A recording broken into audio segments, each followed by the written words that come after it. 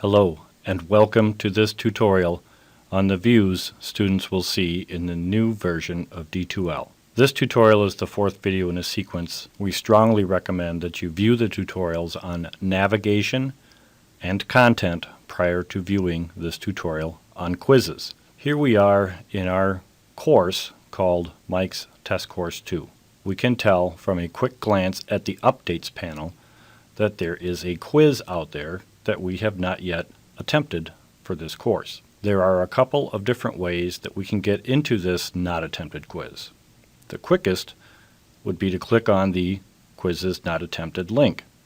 The next quickest would be to click on the Quizzes tab up in the nav bar. And the third way, which would take just a little bit longer, would be to search for this particular quiz by clicking on the Content tab in the nav bar and then trying to find it by locating the module where the instructor has placed it. Let's start by seeing what it looks like when we click on the Quizzes Not Attempted link over on the right in the Updates panel. This view tells us a few important things about the quiz not attempted. First, we can see that the name of the quiz is Who Sang That? Clicking on that hypertext would take us to this specific quiz.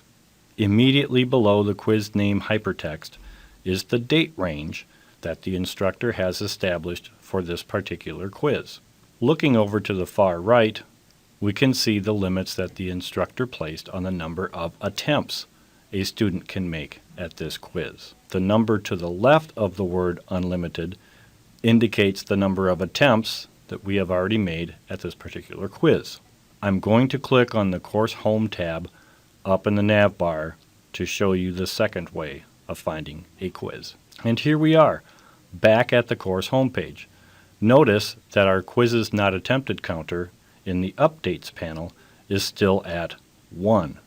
I do want to point out that the icon for a quiz is the same as the icon in the Quizzes tab up in the nav bar. It's a question mark. So let's click on that question mark and see what happens. You may have noticed that this is the same look that we got when we clicked on the Quizzes Not Attempted hypertext that was in the Updates panel. We want to show you the third way to find a quiz in D2L 10.3. Now we're going to click on the Content tab up in the nav bar. Let's see what we get. There are some subtle yet important things to point out with this screenshot. The fourth activity from the top of the Table of Contents display panel is the quiz we are looking for. We can tell it is a quiz from the question mark icon. We also know that it is the unattempted quiz we are looking for because it has the same name as the quiz we looked at when we viewed the quiz list. But here's a big difference.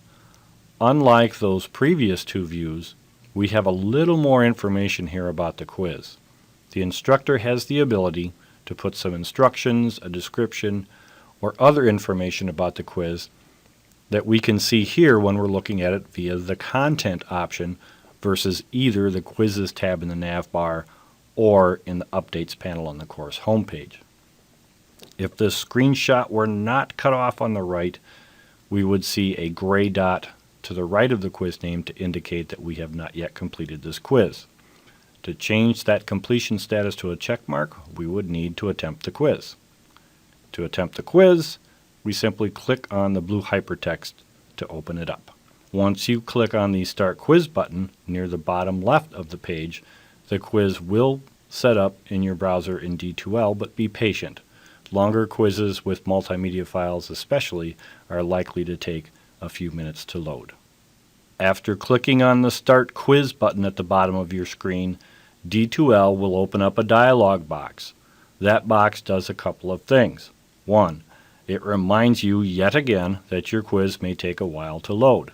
And 2, that if you changed your mind and you do not want to start the quiz now, you can click on the Cancel button. If you were to click on the Cancel button, D2L would not count this as an attempt, so your completion status for this activity would remain unchanged. If you are sure that you want to proceed, then click the OK button. Note, this current view is of the instructor's preview mode. Students will not see these messages when viewing quizzes as a student. So now we are officially attempting this quiz. We can tell that from this message in the center of the screen. There is also an indication of how much time the instructor is allowing students to attempt the quiz once it's opened. We can also see how many pages there are to this quiz, as well as how many questions. In this instance, this is a short quiz, only 9 questions, and the instructor is allowing us to view all of the questions at the same time.